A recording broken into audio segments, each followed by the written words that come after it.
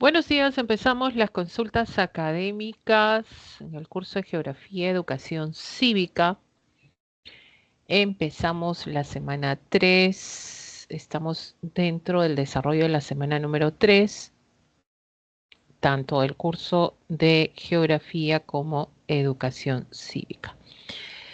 Para esta oportunidad vamos a presentar los temas mientras se presentan las consultas académicas, las cuales estaremos resolviendo dudas, algunas preguntas que se presenten para poder desarrollar estas 2 horas desde las 10 hasta las 12 del día. Bueno, en esta oportunidad el tema de la semana número 3 en el curso de Geografía estaremos viendo lo que es factores de transformación del relieve. Dentro de los subtemas, la parte de la estructura y dinámica de la geósfera, fuerzas geológicas internas, la teoría de la deriva continental, la teoría de la tectónica de placas y también lo que es el vulcanismo, ¿no? Todo esto conforma lo que vendría a ser las fuerzas geológicas internas. Y también mencionando los desastres de origen sísmico y su impacto socioeconómico, no olvidando que los sismos forman parte de estas fuerzas geológicas internas también que se mencionan. Bueno, esto es lo que se tiene que desarrollar en clase.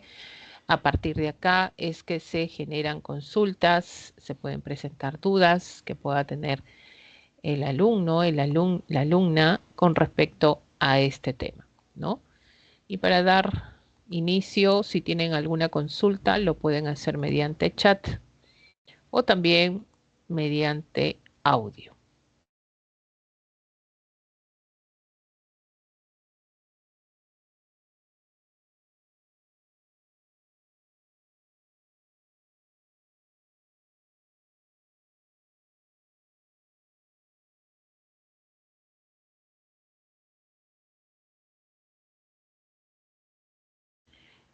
¿Tenemos alguna consulta? Buenos días, profesora. Hola, ¿qué tal? Buenos días. Profesora, una consulta. ¿Podría explicar un poco sobre la teoría de la isostasia? En las diapositivas hay unas imágenes. Si podría explicar esas imágenes de la teoría de la isostasia, por favor. Esta de acá. Sí, esas imágenes. Ujú. Ya. A ver, mira, esta teoría que es la base de los movimientos, porque ¿no? Los movimientos epirogénicos se fundamentan, como dice acá, en qué se fundamentan en la teoría de la isostasia, y esto está asociado a movimientos epirogénicos. Y si hablamos de la isostasia, viene de esta palabra iso, ¿no? El término iso, que significa igualdad, ¿ya? Iso, igualdad, y la isostasia busca la igualdad. En otras palabras, lo que está buscando es el equilibrio, ¿ya? Ahora, ¿equilibrio de dónde, no? Entre las diferentes densidades que existen en la corteza, ¿no? Puede ser la parte continental, puede ser la parte oceánica, ¿no? Entonces, en estos dos elementos hay diferentes densidades y el peso es distinto también, ¿no? Y a partir de acá es que nosotros vamos a tomar en cuenta que en la superficie, en la corteza, que se está buscando siempre el equilibrio. Entonces, partimos de esto, la teoría de la isostasia que busca siempre, que está buscando el equilibrio. Es por eso que acá menciona, ¿no? Y dice, es la condición de equilibrio que presenta la superficie terrestre debido a la diferencia de densidad, ¿no? De sus partes. Está fundamentada sobre todo en este principio, sobre todo el principio de Arquímedes, ¿no? Y al principio de Arquímedes está hablando de la diferenciación de densidades. Hay una cosa que siempre tenemos que tener en cuenta. Nosotros nos vamos al centro de la Tierra, y esto es la primera etapa de la teoría en geósfera, ¿qué elementos tienden a aumentar? Aumenta la temperatura, ¿no? Aumenta la densidad y aumenta también la presión, ¿no? Aumenta la presión. La densidad está referida a la estructura rocosa. O sea, ¿qué quiere decir? Que cuando tú te vas más al centro, la estructura rocosa es más compacta, es más dura, dependiendo, ¿no? En este caso, pues, del estado de la materia en que se encuentre también. Pero la propuesta es esta, que si te vas más al centro, la temperatura, la densidad, la presión aumenta. Entonces, a partir de acá, con esta diferenciación de densidades, por ejemplo, en la teoría de la isostasia dice, punto A, en las cordilleras la corteza es más profunda. En la cordillera la corteza es más profunda. Quiere decir que estamos hablando, fíjense, de la formación de una cordillera, ¿no? Tiene una densidad propia, tiene mayor densidad que genera un peso hacia la parte interna. No olvidemos que la isostasia son movimientos epirogénicos, está asociado a esto, ¿no? Se está basando para explicar los movimientos epirogénicos. Entonces, ¿qué se está produciendo acá? Un movimiento interno, un peso de esta cordillera hacia la parte profunda, ¿no?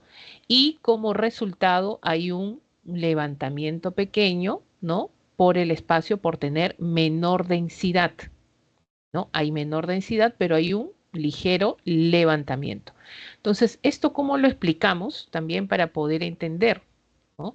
Por eso que nosotros hablamos, ¿no? La diferenciación de densidades. Vamos a empezar acá. Entonces, esto es un pote de agua, ¿ya? Y en este pote de agua que voy a poner un cubo, ¿no? Pongo un cubo que tiene menor densidad que el agua. Entonces, yo genero una fuerza para hundir este cubo. ¿Y qué va a pasar? Por la diferenciación de densidades siempre va a haber un empuje. Entonces, movimientos de qué tipo? Verticales, ¿no? ¿Y qué va a pasar con este cubo? Va a flotar, ¿no? Va a flotar a nivel de la superficie. Eso, ¿por qué se realiza esto? Por la diferenciación de densidades que hay entre el cubo y el agua, ¿no? Y al final va a flotar este cubo. Entonces, ¿qué se ha encontrado? Se ha encontrado un equilibrio, ¿no? Partimos de acá, así. Ahora, ¿qué sucede con esta cordillera? Esta cordillera, ¿quién lo formó? Movimientos orogénicos, ¿no? Los movimientos orogénicos. Entonces, como ya lo formó, la cordillera no se va a quedar por siempre así. Van a haber agentes externos que van a erosionar esta cordillera, la van a desgastar, la lluvia, el viento, el hielo, los ríos, etcétera, ¿no?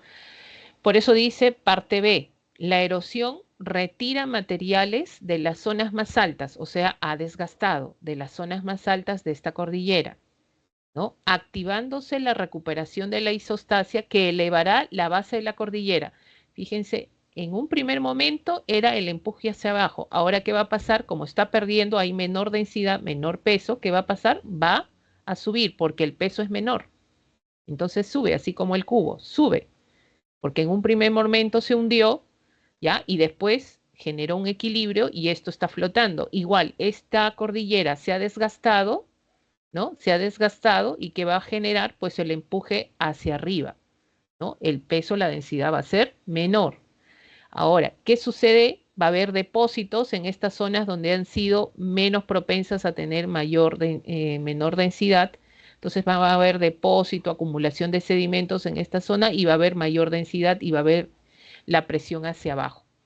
Entonces, por un lado va a haber el desgaste, por otro lado la acumulación y esto va a generar el hundimiento y por el otro lado el levantamiento. Entonces, hasta ahí se están cumpliendo estos movimientos verticales, ¿no? Y llega la parte C donde dice, la recuperación se distribuye, ¿no? Regionalmente, por lo que no se producen grandes saltos laterales. ¿Qué quiere decir? Que en algún momento estos dos van a tener la misma densidad, ¿no? Entonces va a haber acá, nuevamente, profesora, ya no hay cordillera, se ha desgastado, así es, se ha desgastado y al desgastarse, pues va a generar, ¿no? no grandes saltos, no grandes cambios, ¿no? Este proceso, por ejemplo, se da no de un momento a otro, esto es un proceso lento, es un proceso que no lo vemos, ¿no? Entonces ahí se da una compensación de este relieve, ¿no? A través de estos movimientos laterales, verticales, que no son percibidos ni sentidos. Entonces hay como un equilibrio que se ha formado acá ya en la letra C, ¿no? Eh, para poder entenderlo también, es como que, ¿no? Yo tengo acá, por ejemplo, en el mar una isla, y en esta isla pues hay una zona, toda esta zona de montaña de la isla que está cubierta de hielo. Y el hielo que ejerce mayor presión, en este caso mayor peso, ¿no? Mayor peso. Y por lo tanto, el agua sube, ¿no? El agua va a subir. Ahora, ¿qué pasa cuando el hielo se desgasta? ¿No? Va a haber un desgaste del hielo. El hielo va a quedar derretido. ¿Y qué va a pasar? Va a haber un empuje hacia arriba porque nuevamente esta isla va a flotar y el agua desciende, ¿no? Entonces, todos estos elementos, todos estos procesos se dan entre la corteza, tanto en la parte oceánica, en la parte continental, y que está buscando siempre la isostasia, justamente por esta diferenciación de densidades, está buscando el equilibrio. Es por eso que habla que son movimientos compensatorios, son movimientos reversibles, porque tú en un primer momento has podido encontrar esta superficie plana y de pronto creas cordilleras, pero pasa el tiempo y nuevamente puede ser esta superficie plana, así es, por estos movimientos compensatorios, reversibles, por eso está asociado la movimientos hipoergénicos a lo que es la teoría de la isostasia, por ejemplo, ¿no? Si te ha quedado claro o de repente necesitas algo que te pueda despejar alguna duda más. No, sí, profesora, todo claro, muchas gracias. Ya, de nada. Si tienes alguna otra consulta, a ver, vamos a seguir. ¿Listo?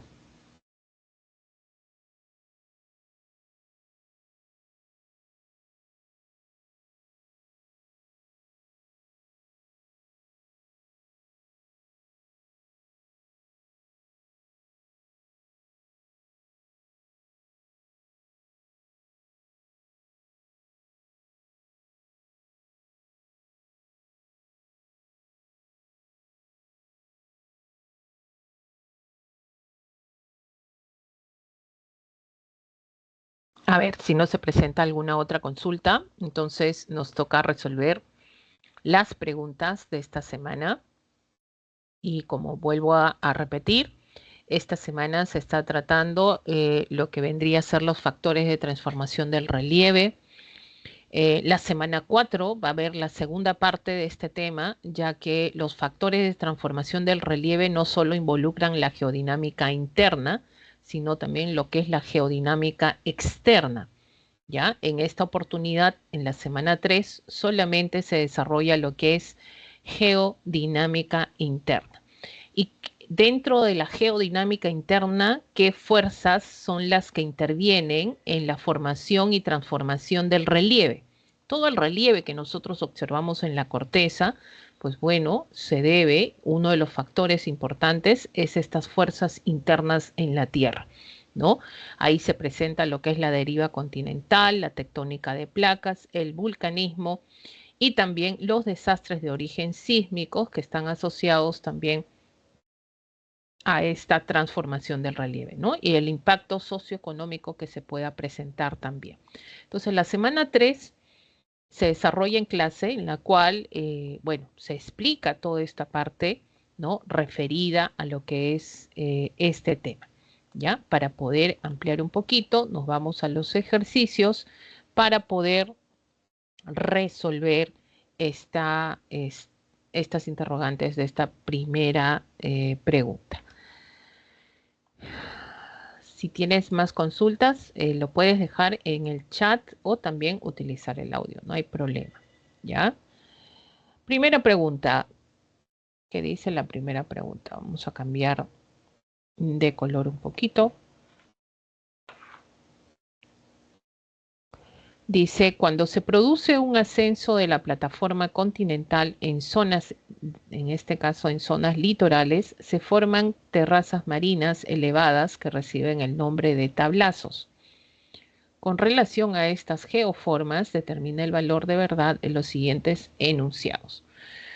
Bueno, si nosotros estudiamos y sabemos que los tablazos son originados, estas geoformas son originados por movimientos pirogénicos, ¿ya?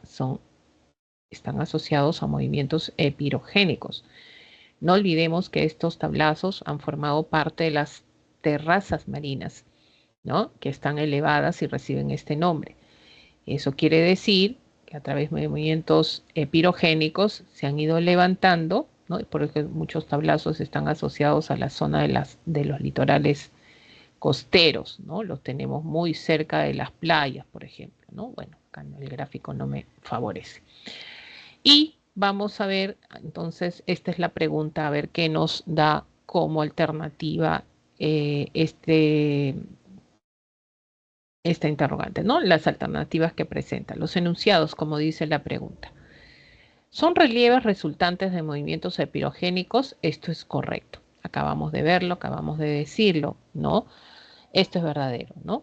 ¿Coinciden con los límites divergentes de las placas? Esto es falso, ¿ya?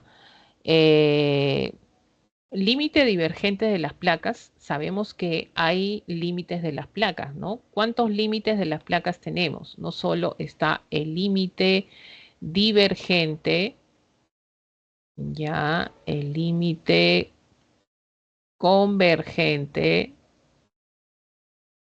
¿no? Y el límite transformante.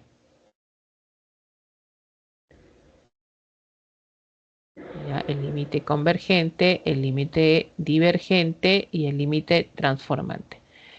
Entonces, a partir de acá, por ejemplo, límite divergente es cuando, si nosotros ponemos flechitas, sería así, cuando las placas tienen sentido contrario de desplazamiento.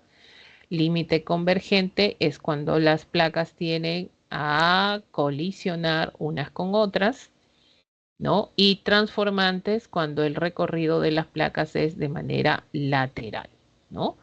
Entonces acá construye, destruye y en este caso pues no se crea ni destruye nada, ¿no? En el límite transformante.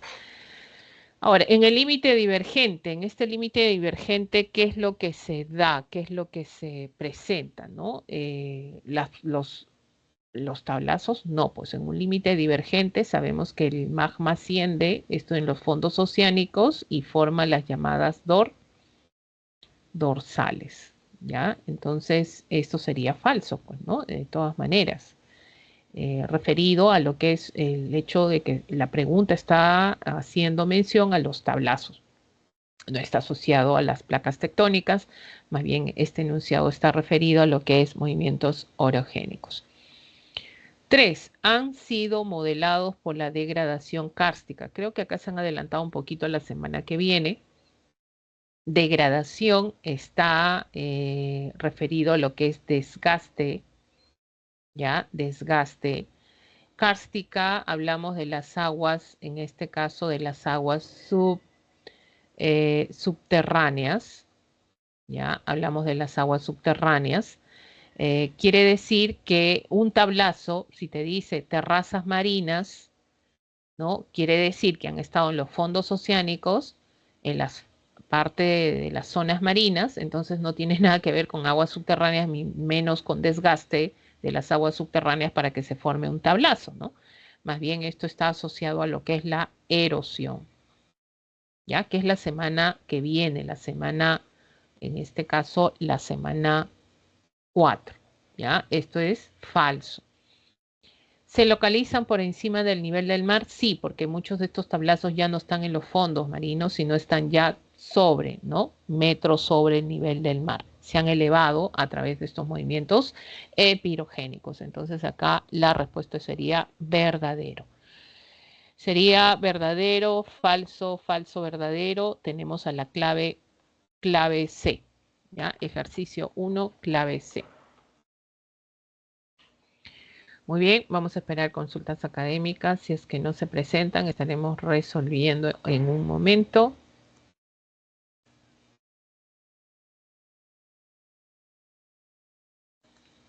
¿Listo? Para resolver el ejercicio número 2.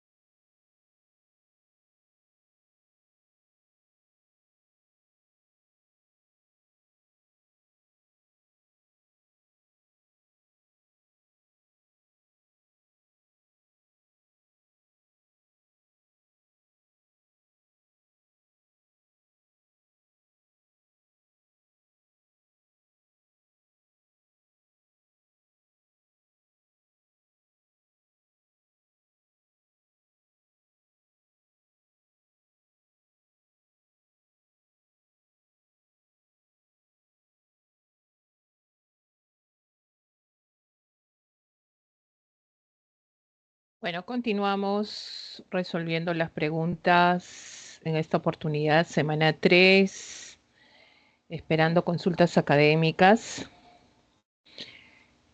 Vamos al ejercicio número 2. Dice,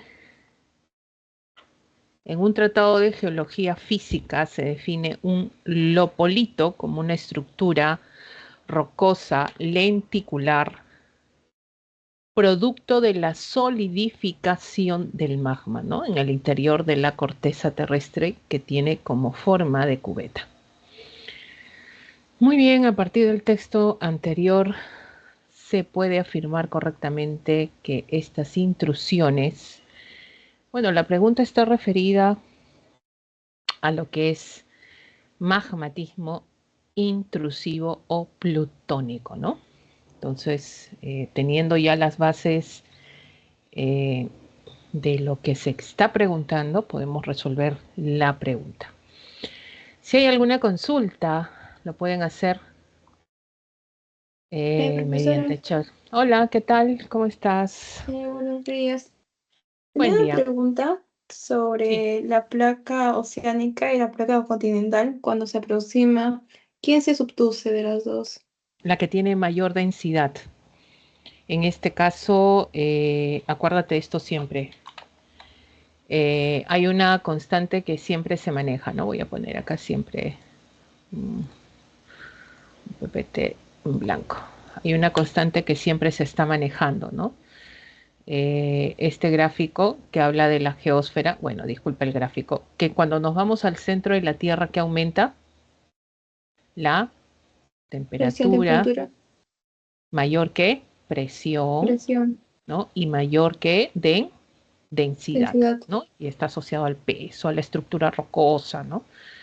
Entonces, ya pues, y dentro de lo que vendría a ser la corteza, hay dos subcapas. ¿Cuáles estas son dos subcapas? Esta es la corteza, ¿ya? ¿No? Hay dos subcapas. Sí, ¿Cuál es? Claro, ¿no? Estamos hablando de cial y, en sí, este caso, de cima.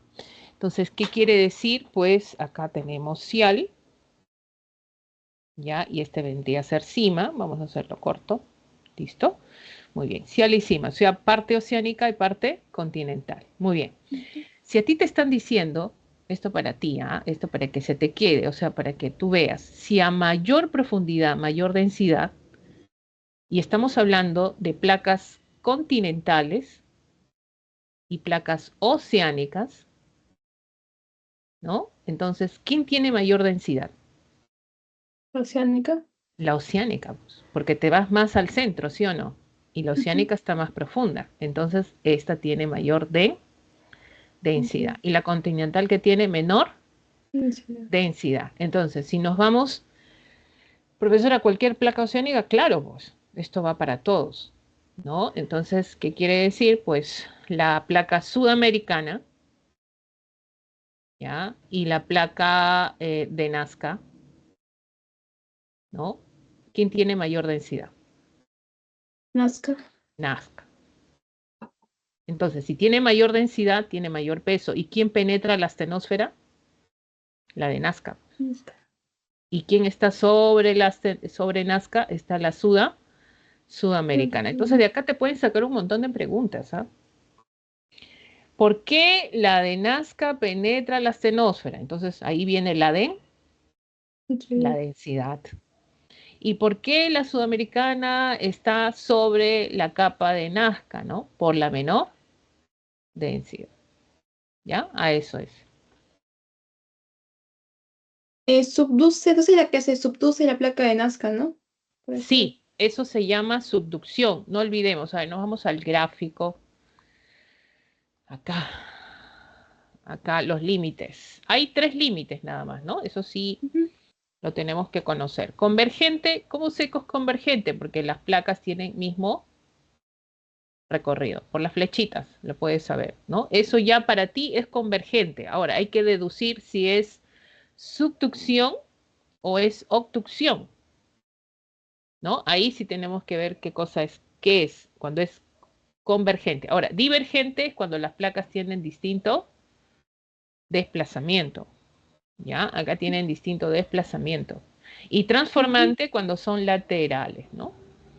Ahora, subducción es cuando es convergente y cuando tenemos una placa oceánica y una placa Continental. continental. ¿Y qué sacarías tú de conclusión acá? ¿Cómo son las densidades? Diferentes. Diferentes, ¿no? Entonces se produce una zona de subducción. Y ejemplo, nuestras placas, pues, ¿no? Sudamericana y de Nazca, ¿no? Que es lo más común que ha venido siempre en pregunta de examen. Y obducción, ya, también es convergente, pero son dos placas con Continentales. continental. Y si son dos placas continentales, ¿qué pasa con la densidad? Es la misma. Es la misma. Entonces, como tienen la misma densidad, profesora, van a chocar, o sea, sí. Entonces la otra no se va a subducir, no va a generar una subducción como la placa de Nazca, no. Estas van arriba, sí, hacen esto, para arriba. Y es por eso que ha formado el Everest, por ejemplo, ¿no? El Himalaya es así, ¿no? Entonces tiende a agrandar más la superficie, ¿no? A través de estos levantamientos que hacen las dos placas. ¿Ya? Eso es una zona de obducción, por ejemplo. ¿Ya? Sí, Miss. Es que me traía duda porque estaba viendo el video del lunes, creo que usted hizo, y hay una parte que dijo la menos densa, y yo tenía entendido que era la más densa, por eso es que me traía duda. Mm. Ay, O qué creo que mal escuché entonces. mal tal vez, pero por eso es que tenía Sí. duda. Por eso es ¿Dónde que- que ha habido grabación mía? ¿Dónde? Ah, de las clases. Ajá, se graban. ¿Así? Eso de que estaba resolviendo las preguntas, estaba que veía para comprar mis claves, Ah, y por ya. eso. Ah, ya, ya, ya. Listo. No, es así, Sayumi. De repente has escuchado mal o yo lo he dicho mal de repente. No, pero es así. ¿Ya? Es la diferenciación de densidades hace que pues se formen estas dos zonas importantes, subducción y obducción. ¿Qué más te pueden preguntar de acá? Bueno, no más ha venido preguntas referentes así ya. Mira, si te preguntan más específico, eso sería ya geología. ¿Ah? Geología, que ni los mismos geólogos lo resuelven a veces. ¿Ah? Pero sí, sí, sí, esto es lo más básico, lo más importante, ¿no? Y a partir de acá generan preguntas. Se generan preguntas a partir de acá. Miss también está viendo de que el movimiento sísmico de mayor magnitud es en el convergente, ¿no? A diferencia del Sí, divergente. acá, en estas zonas. El límite convergente siempre porque las placas interactúan, pues. O sea, hay choque, interacción, subducción y obducción. O sea, ahí siempre hay más actividad, liberación de energía a través de las ondas sísmicas. Sí, hay más acá. En el límite divergente también hay, pero es menor. ¿Ya? Acá hay más magmatismo y el magmatismo también genera liberación de energía y también hay actividad sísmica, ¿no? Pero acá es más, ¿no? Convergente. Date cuenta, si nosotros nos vamos al mapa, mira el mapa, ¿no? Entonces te das cuenta que toda esta zona, mira de rojo, mira toda la zona roja de las placas del Pacífico, y esto es la zona del Pacífico, mire. Mira, mira, acá está la placa del Caribe, la placa de Nazca, ¿no? Toda esta zona, ¿no? Entonces, ¿cómo se llama? Cinturón del fuego del Pacífico. Hay Así. interacción de placas de convergencia, pues. Es por eso que es mucho más activa, mucho más fuerte, ¿ya? A diferencia de una placa, sobre todo en este caso, transformante o divergente, ¿no? Que no deja de haber actividad sísmica, sí es verdad, pero acá es más fuerte, acá. Ok, ok. Ujú. Gracias, Miss, queda claro. Ya, ok, Sayumi, de nada, vamos, entonces estábamos resolviendo, vamos a eliminar esto, o lo eliminé.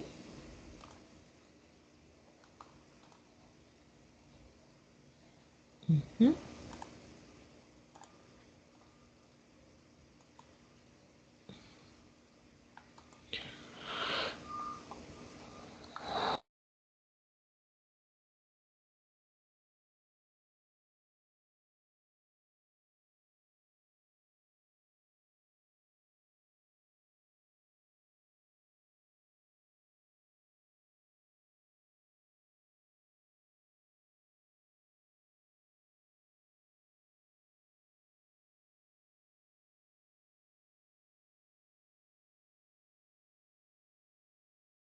Bueno, resolvemos el ejercicio 2. Ahora sí. A ver. Y bueno, el ejercicio número 2 trata sobre lo que es magmatismo, sobre todo intrusivo. ¿Ya? Estamos hablando de magmatismo intrusivo. ¿Ya? ¿Qué pautas tenemos para nosotros saber qué es magmatismo intrusivo? Profesora, yo no sé qué cosa es lo polito. Bueno, acá en cierta manera la pregunta lo define, ¿no? Una estructura rocosa, lenticular, producto de la solidificación del magma, o sea, hay solidificación del magma en el interior de la corteza, ¿no? Entonces, quiere decir, pues, que a partir de acá, ¿no? Es magmatismo intrusivo o plutónico, ¿ya? Magmatismo intrusivo o plutónico, lo mismo. Muy bien, entonces, uno, presenta el mismo, dice, se puede afirmar correctamente que estas intrusiones, ¿qué intrusiones? O sea, se puede afirmar que el opolito, o sea, este lopolito, presenta el mismo origen que los lacolitos, ¿ya? Sí, ¿por qué? Porque tanto el acolito como el lopolito, como el sil, como el batolito, ¿no? Tienen origen y tienen, en este caso, origen en magmatismo intrusivo. Se han dado y se originan por la solidificación del magma, ¿ya? Y entonces eso sería correcto. Llegan a la superficie por erupciones volcánicas. Es que acá dice que en el interior de la corteza, entonces no llegan a la superficie por erupciones volcánicas, se quedan en el interior de la corteza, ¿ya? Entonces, si fueran erupciones como erupciones volcánicas, sería, en este caso, magmatismo extrusivo. Eso es incorrecto, ¿ya? Pueden ser denominados también diques. Una cosa es decir que tienen el mismo origen y otra cosa es que se pueden denominar de la misma manera que un dique. No, ¿por qué? Porque un dique es como una solidificación del magma de forma tubular, ¿no? Y acá dice que tiene forma de cubeta, entonces tú no puedes que también denominar un lopolito como un dique, ¿no? Sería incorrecto. Por la forma de solidificación, sobre todo que tiene este tipo de intrusiones. Y cuatro, son resultantes del magmatismo de tipo plutónico. Así es, porque dice acá, magmatismo intrusivo o plutónico. Eso es correcto. Entonces la respuesta sería 1 y 4, que serían los enunciados correctos y la respuesta es la clave E. Ya, la clave E de enano. Muy bien, nos vamos a la pregunta número 3, esperando que tengamos alguna consulta académica.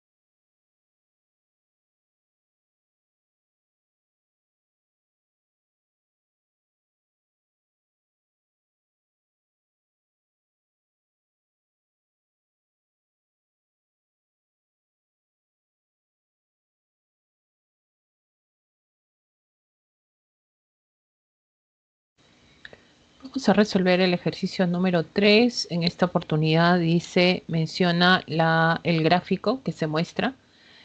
Bueno, habla de la interacción de las placas tectónicas a lo largo de la placa africana, la placa sudamericana, muestra la dorsal centroatlántica, la placa de Nazca, dorsal del Pacífico Oriental. El desplazamiento de las flechitas también nos da una cierta orientación, en el caso de los gráficos. Y también la placa del Pacífico, la placa de Cocos, la placa del Caribe y tenemos acá la placa norteamericana. La tectónica de placas es una teoría que proporciona un marco para interpretar la composición, estructura y procesos internos de la Tierra a escala global. A partir de lo siguiente mapa tectónico, determina el valor de verdad de los siguientes enunciados. El límite occidental de la placa africana es la región de mayor sismicidad. Límite, en este caso occidental, ¿no? Límite occidental de la placa africana es la región de mayor sismicidad, es una zona de divergencia de placas, ¿ya? Es una zona de divergencia de placas. Hay sismicidad, pero no necesariamente es la de mayor, sino un poco menor sismicidad que las convergentes. En las zonas de las placas convergentes hay mayor sismicidad que en estas zonas de divergencia, y esto sería falso. La placa de Cocos es subducida, en este caso, bajo las placas del Caribe y norteamericana. Cocos, miren acá, está en esta zona central. Por lo tanto, al ser de mayor densidad, ¿por qué es de mayor densidad? Porque está en la parte oceánica. Es subducida bajo la placa del Caribe y la placa norteamericana, y eso es verdad, ¿no? Porque es una placa oceánica y las placas oceánicas presentan mayor densidad, y eso es, en este caso, pues verdadero. 3. En la parte central del fondo oceánico del Atlántico, parte central del fondo del Atlántico, se construye la litosfera. En este caso, es verdad, ya que es un borde divergente, y en un borde divergente se genera la construcción de la litosfera. No olvidemos que acá se está formando las dorsales, estamos hablando de esta zona del Atlántico, una zona de divergencia, y eso es verdadero, ¿ya? Las costas de Ecuador y Chile, ¿ya? Son próximas a límites divergentes. Esto es un límite divergente entre Sudamérica, la placa sudamericana y africana.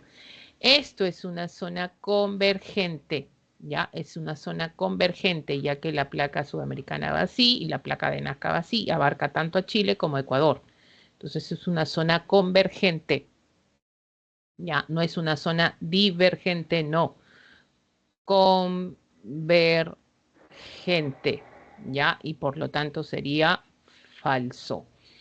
Y la clave vendría a ser falso, verdadero, verdadero, falso. Y la clave es la clave falso, verdadero, falso, clave de dedo.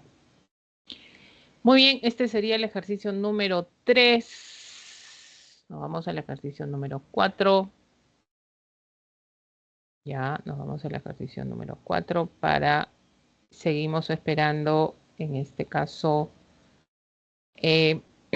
consultas académicas. Un momentito, resolvemos.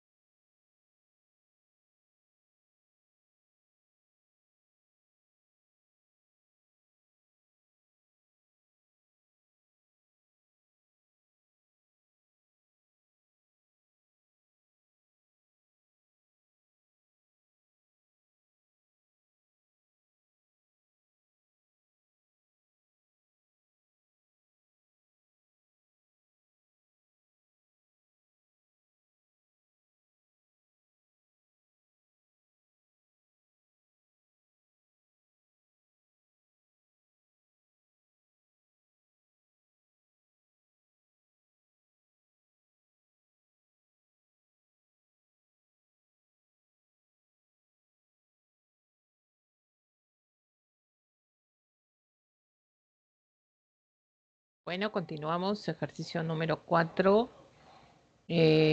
No tenemos consultas académicas hasta el momento.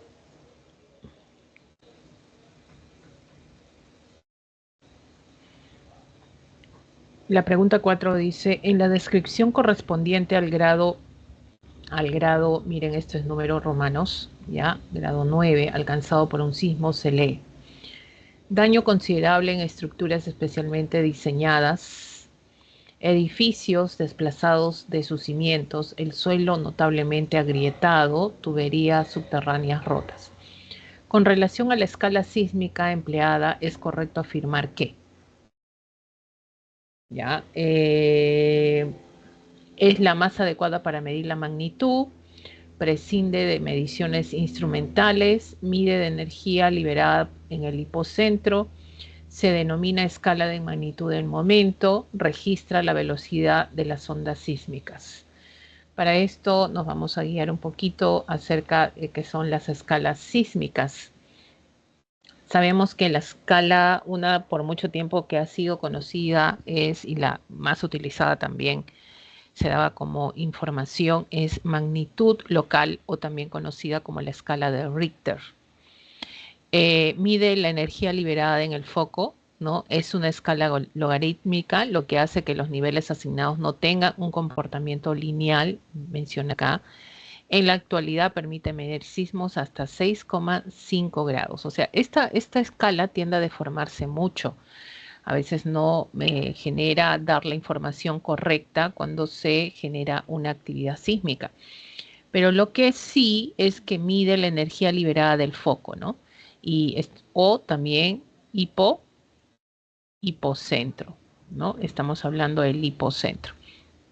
Ahora, una de las escalas que hoy ya se están utilizando es, sobre todo, ya mide la energía liberada, magnitud del momento, MW, es la más acertada y la más utilizada, ya permite sin restricción medir tanto sismos pequeños como grandes, ¿no? Basada en la medición de energía total que se libera en el terremoto, momento sísmico, ¿no? La magnitud es obtenida a partir de los parámetros que relacionan la geometría, la falla, o sea, en general mide desde que se propaga el desplazamiento de las placas, incluso se propaga esta liberación de energía, las ondas sísmicas, ¿no? De un primer momento. Y es más completa, sobre todo magnitud del momento. Por eso habla de magnitud. Y Mercalli modificada, sobre todo esta es la palabra que hay que tener en cuenta cada vez que nos venga una pregunta, es permite evaluar la intensidad. La intensidad. Entonces, lo que ha producido el sismo, ¿no? Que ha dejado daños producidos por un sismo en un determinado punto. Entonces, ¿cómo yo mido esos daños? Es que no hay una máquina que mida los daños, no hay pues el sismógrafo, eso no mide. Entonces, ¿quién mide esos daños? Es la percepción de las personas, o sea, no hay instrumento de por medio. ¿Ya? Entonces, todo lo que uno percibe es lo que se genera, pues, las escalas de Mercalli por la intensidad del sismo, ¿no? Que va de 1 a, en este caso, 12 en números romanos. ¿Ya? Entonces, miren, acá ya te están dando las pautas para poder resolver la pregunta número 4. Ya te están dando sobre todo el grado correspondiente, entonces esto sería escala, ya, escala, ¿no? De Mercalli, ya, modificada. ¿Ya? Escala de Mercalli modificada, ¿no? Ya que esto se genera por números romanos. Entonces acá simplemente en la descripción que se está dando a conocer qué ha pasado con el sismo, ¿no? O sea, las consecuencias que han habido con las viviendas, la estructura, las tuberías, etcétera. Entonces, en relación a esta escala sísmica, o sea, te están hablando de la escala Mercalli modificada, es correcto afirmar que es la más usada para medir la magnitud. No, pues la magnitud no se mide con Mercalli, ¿no? Se mide la intensidad. Entonces, intensidad. ¿ya? Mercalli modificada está midiendo, está generando, medir la intensidad. Prescinde de mediciones instrumentales, o sea, no necesita de mediciones de instrumentos, sí, claro, correcto. ¿Mide la energía liberada del hipocentro? No, no mide, porque ve los grados, los daños, los destrozos nada más. ¿Se denomina escala de magnitud del momento? No, es escala modificada. ¿Registra la velocidad de ondas sísmicas? Tampoco. Clave B de bueno. Ya, clave B de bueno. Bueno, acá tenemos entonces las claves de esta semana. Geografía, semana 3. Ya estamos hablando de la semana 3 de geografía. Estas son las claves correspondientes que hay que tomar en cuenta. Bueno, todavía no presentamos consultas hasta el momento. Por lo tanto, vamos a pasar, si no, al siguiente curso.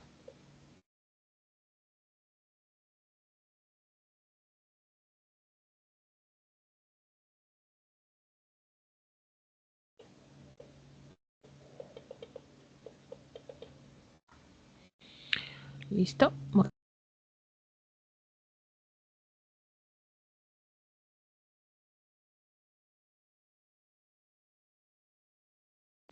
Esperamos un ratito si es que se presentan consultas académicas para poder resolver algunas dudas. Si no, estaremos resolviendo las preguntas correspondientes a educación cívica.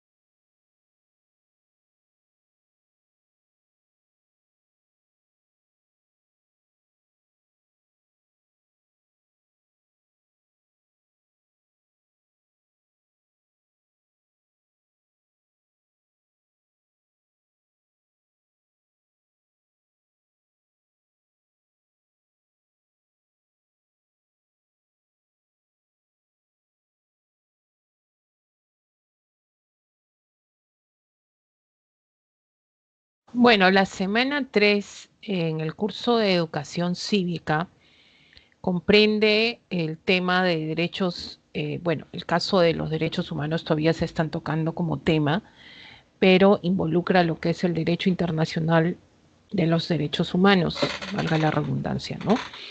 Está en la Declaración Universal de los Derechos Humanos, organismos internacionales.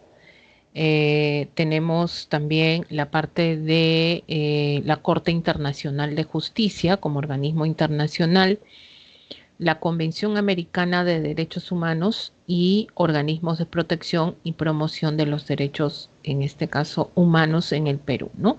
Que son más que nada de la organización, sobre todo de las organizaciones civiles.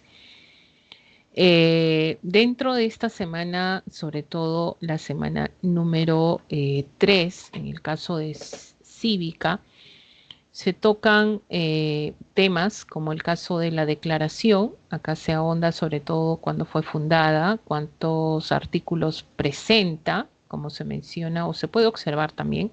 Son 30 artículos donde se establecen los derechos y contempla algunos derechos como el caso de derechos civiles, políticos, económicos, sociales y culturales, ¿no? Aquellos que podemos observar, por ejemplo, el caso del derecho al trabajo, el derecho a la educación, que todos nacemos libres e iguales, derecho a la intimidad, a la propiedad, etcétera.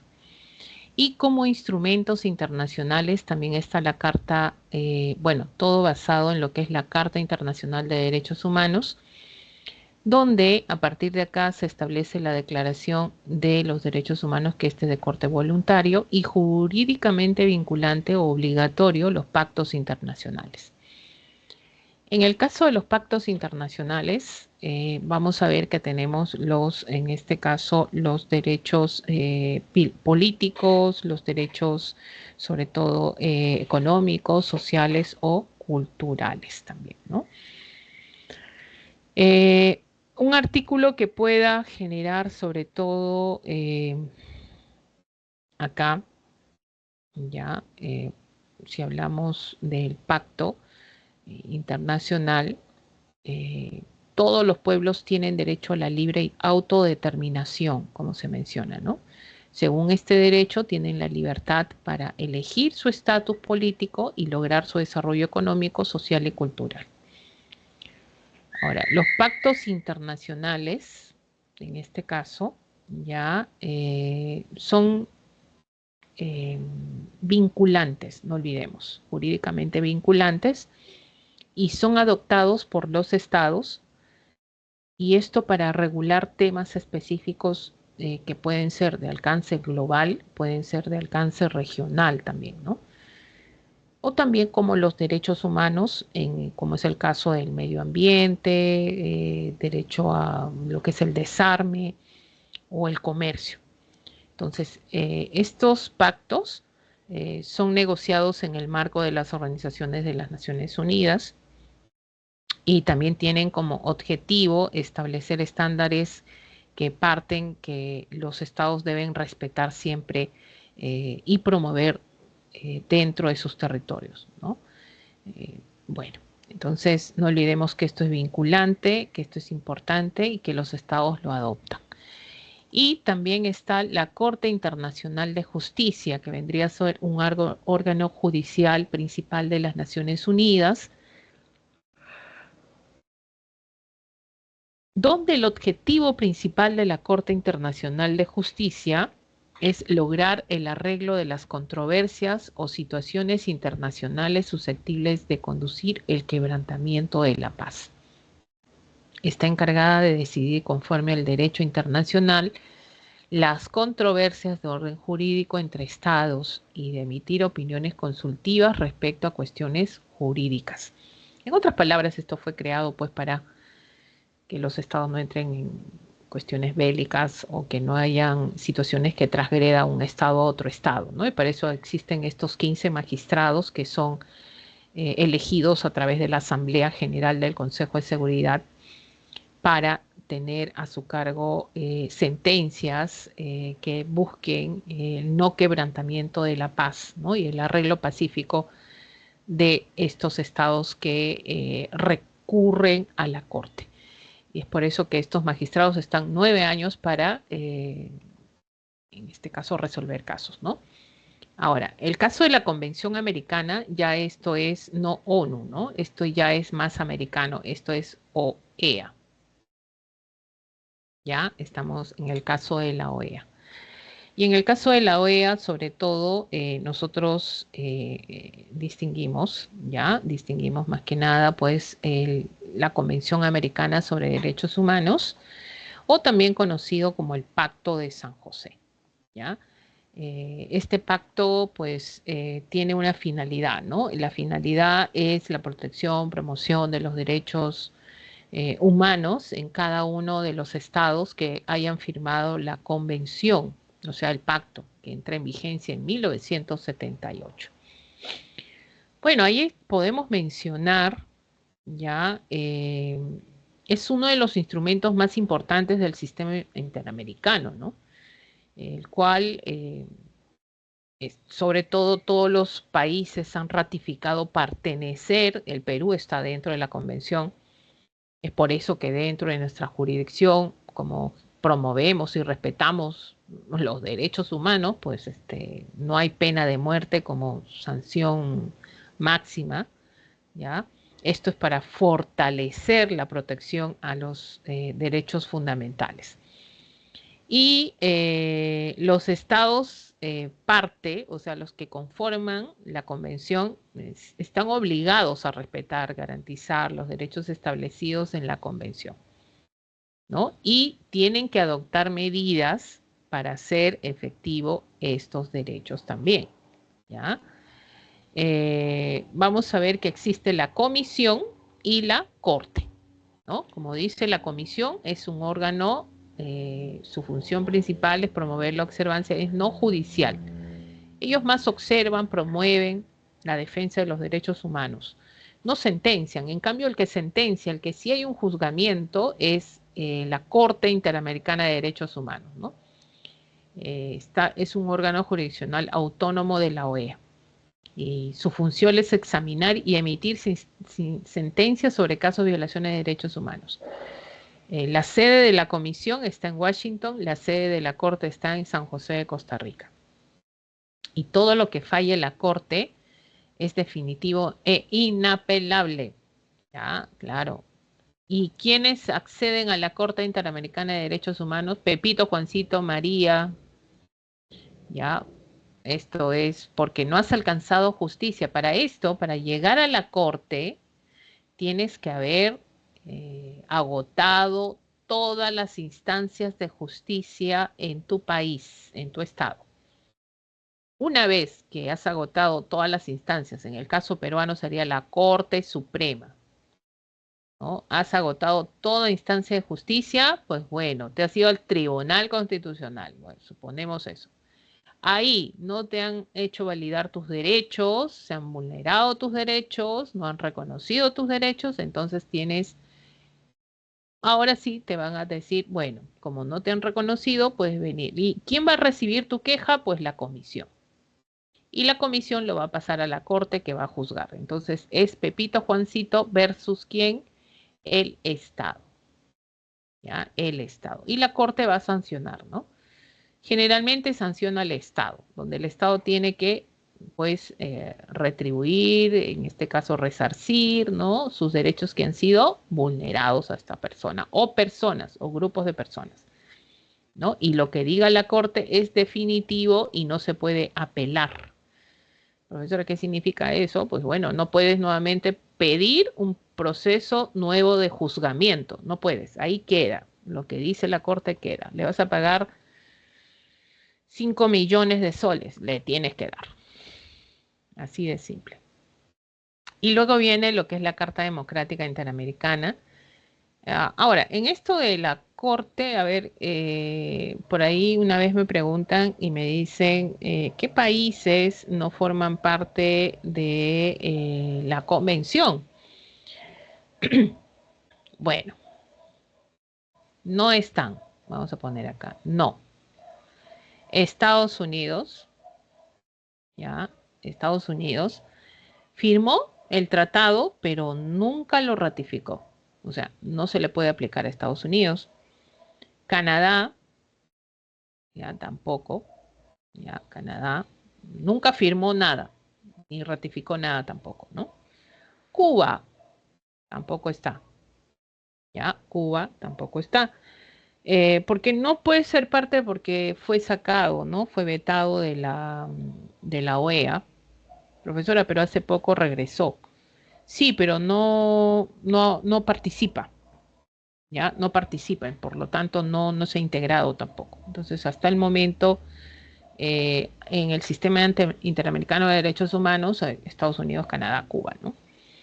Ahora, países que han denunciado el tratado o dejaron de reconocer su jurisdicción de la Corte Interamericana. O sea, aquellos países que dicen, no, yo no reconozco nada de lo que dice la Corte Interamericana, ¿no? Y por eso denuncia. Trinidad y Tobago, ya, Trinidad y Tobago, que ratificó, o sea, forma parte de la convención, pero denunció en 1998. Entonces, tú cuando denuncias dejas de ser parte de este sistema.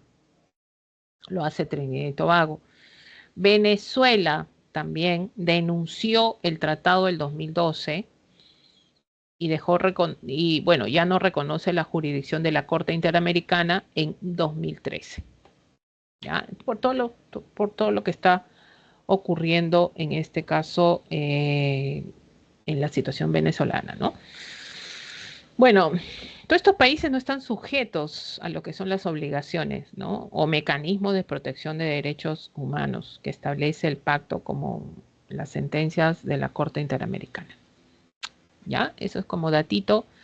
Y tenemos ahí la Carta Democrática Interamericana, que no es otra cosa pues que una carta que se adopta con un fin, que es promover, proteger la democracia, ¿no? Todo es diseñado para prevenir, responder en caso de afectaciones de la democracia. Países que no participan en esta carta está Cuba y Nicaragua. ¿Ya? Los demás sí están dentro de esta Carta Democrática, donde se le tiene que aplicar para el reconocimiento, ¿no? En este caso. Bueno, en el aspecto político está el compromiso de los gobernantes para con la democracia, ¿no? Y tengan a respetar la dignidad humana, sobre todo, pues, en sus estados. Y estos son organismos que promueven la protección de derechos humanos, liderado por la Coordinadora Nacional de Derechos Humanos, esta coordinadora que tiene a cargo 82 organizaciones que integran y protegen derechos humanos. Son de la organización civil, estos no pertenecen a ningún poder del Estado, financiados no. Son en este caso de la sociedad civil. ¿No? Amnistía Internacional, Peruana, Instituto de Defensa Legal, Manuela Ramos, Asociación Pro Derechos Humanos, APRODECH, Asociación Negra de Defensa y Promoción de Derechos Humanos, por ejemplo. Muy bien, entonces, con este pequeño preámbulo, nos vamos a resolver los ejercicios de la semana, sobre todo en este caso la semana número 3, Educación Cívica. Vamos a esperar a ver si entra alguna consulta académica para poder continuar. Si no, resolvemos las preguntas.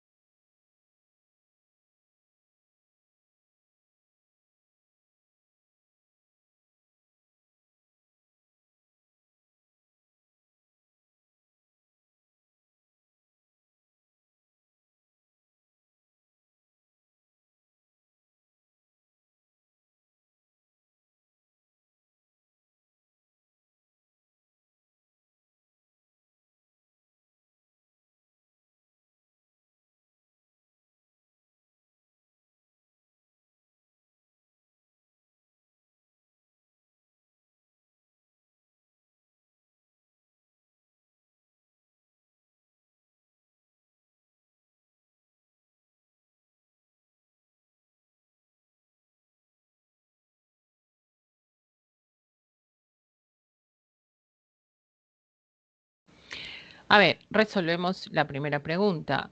El 16 de diciembre de 1966, la Asamblea General de las Naciones Unidas adoptó dos pactos internacionales con el fin de reforzar la protección de los derechos humanos. En relación a estos instrumentos, determina el valor de verdad o falsedad de los siguientes enunciados. 1. Conjuntamente con la Declaración de los Derechos del Hombre y Ciudadano, forman parte de la Carta Internacional de los Derechos Humanos. Falso.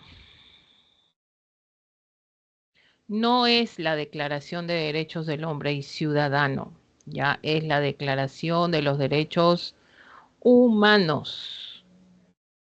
¿Ya? Y esto fue en 1948. Ahí sí sería verdadero, pero la Declaración de los Derechos del Hombre y Ciudadano fue en la Revolución Francesa. ¿Ya?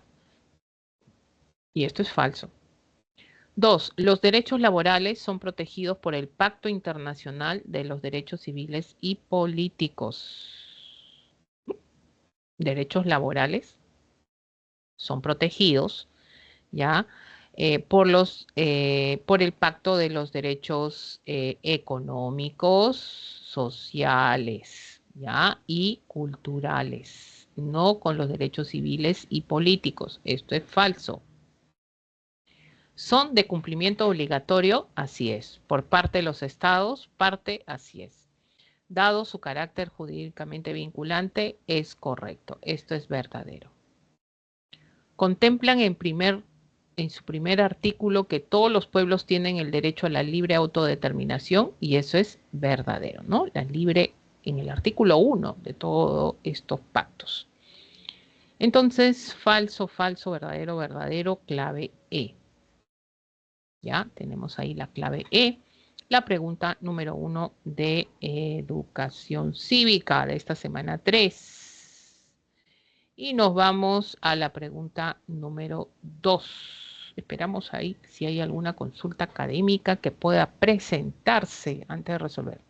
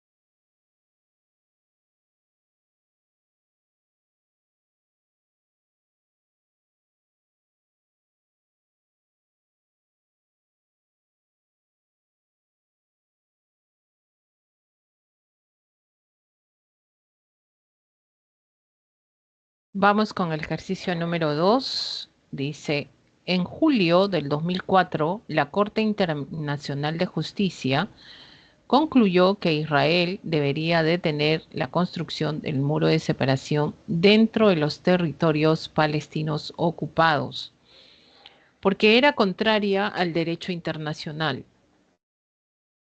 Al respecto, corresponde a este tribunal esta medida.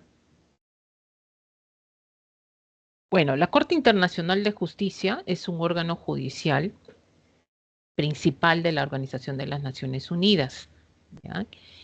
Y bueno, está encargado, según el principio que tiene, conforme a derecho, decidir todo lo que tenga que ver con el orden internacional, que tenga que ver con las controversias de orden jurídico entre los estados, o también emitir, en algunos casos a veces, opiniones consultivas respecto también a cuestiones jurídicas. Israel pertenece a la ONU, ¿ya? Entonces, con territorios palestinos, ¿no? Esta zona de conflicto que se tiene hoy en día. Entonces, al respecto, ¿corresponde a este tribunal tomar esta medida? Y la respuesta es sí.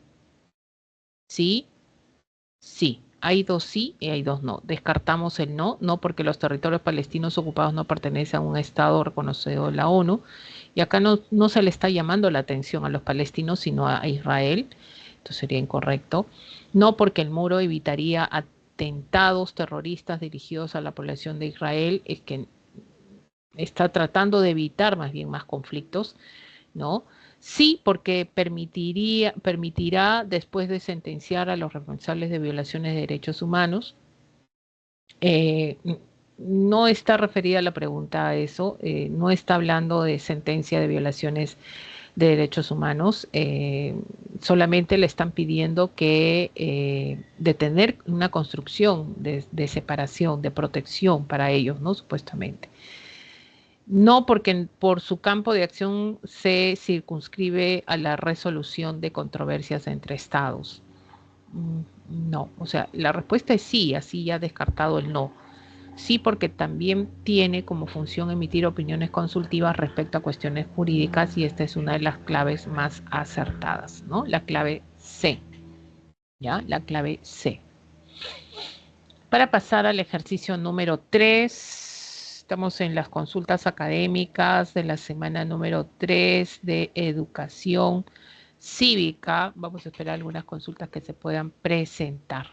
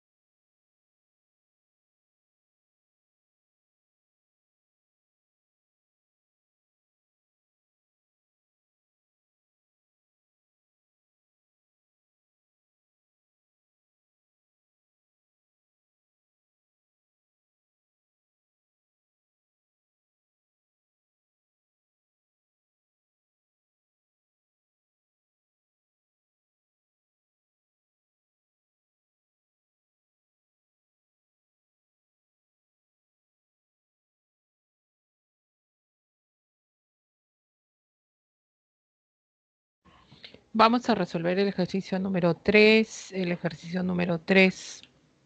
Pobladores de una comunidad altoandina consideran que el Estado es responsable de la contaminación durante las décadas procedentes de una refinería metalúrgica, por lo que, en búsqueda de justicia, presentan una petición a la Comisión Interamericana de Derechos Humanos.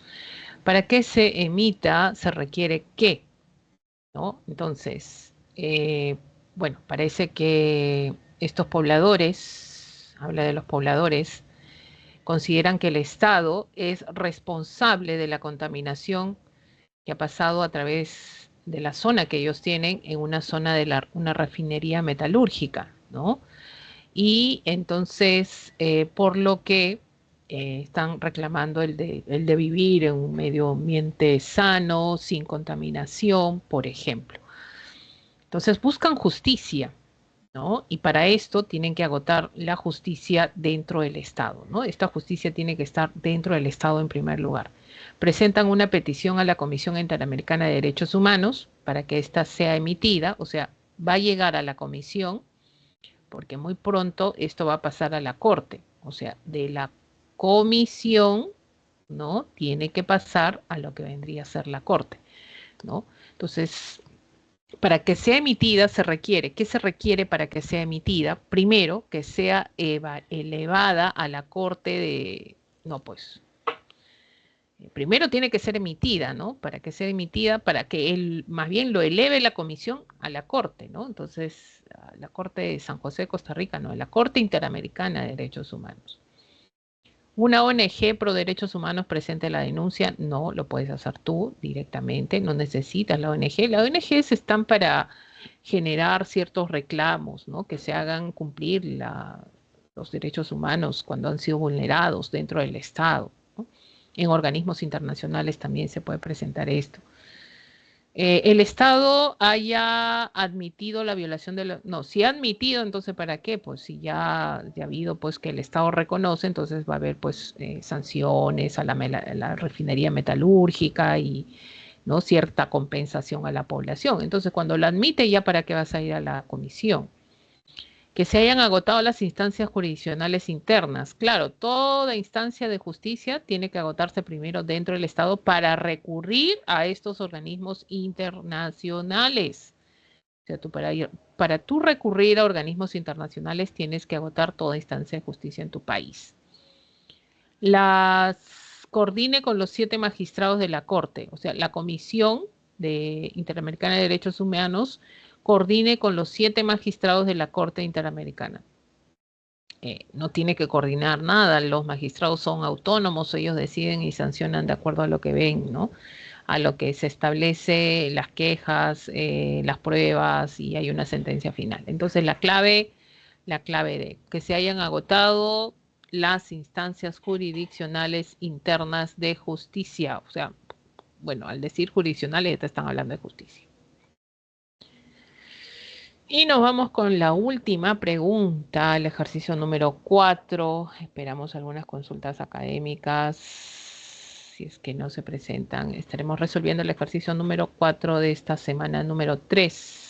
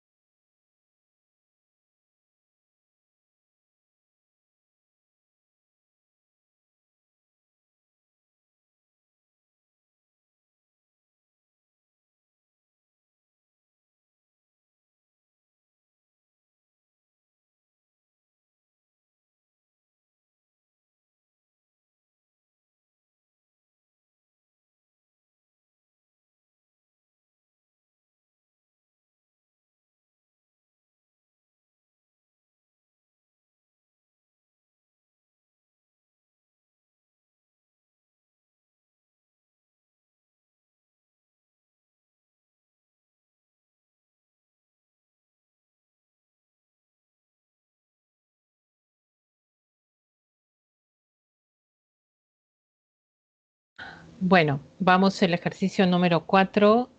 Dice, en sus primeros 19 años de existencia, el Sistema Interamericano de Derechos Humanos solo contaba con la Comisión Interamericana de Derechos Humanos como el único mecanismo de protección hasta que en 1979 entró en operaciones la Corte Interamericana de Derechos Humanos.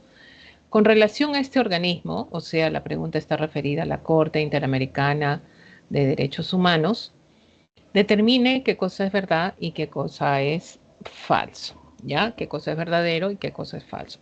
Muy bien, la Corte resuelve las controversias limítrofes entre los países americanos. Esto es falso, ya que resolver controversias entre países es en la Corte Internacional de Justicia, ¿ya? Falso. Presenta como sede a la ciudad capital de Estados Unidos, y esto es falso. La sede está en San José, ¿ya? En San José, y esto es Costa Rica, ¿ya? Costa Rica. 3. Es el órgano jurisdiccional de las organizaciones de los Estados Americanos, o sea, órgano jurisdiccional de la OEA, y esto es verdadero, ¿ya? Toma decisiones en contra de los estados que han vulnerado derechos fundamentales, derechos humanos de las personas. Entonces, esto es verdadero. ¿Tiene como principal función la promoción de los derechos humanos? No, no tiene una función de promocionar los derechos humanos, ya es un órgano jurisdiccional, o sea, hay una sentencia, no es de promoción, entonces esto es falso. ¿Listo? Entonces, las claves vendrían a ser de esta pregunta: falso, falso, verdadero, falso. Ya, falso, falso, verdadero, falso, y la clave es la C de casa. Muy bien, se han resuelto las 4 preguntas para esta semana. Estamos hablando del ejercicio 1, clave E, ejercicio 2, clave C, ejercicio 3, clave D, y el ejercicio 4, clave C. ¿Ya? Estas serían las claves de la semana 3 de educación cívica. Con esto estaríamos terminando. Si es que no se presenta alguna consulta académica, hasta las 12 del día estamos para resolver alguna duda. Estamos todavía esperando.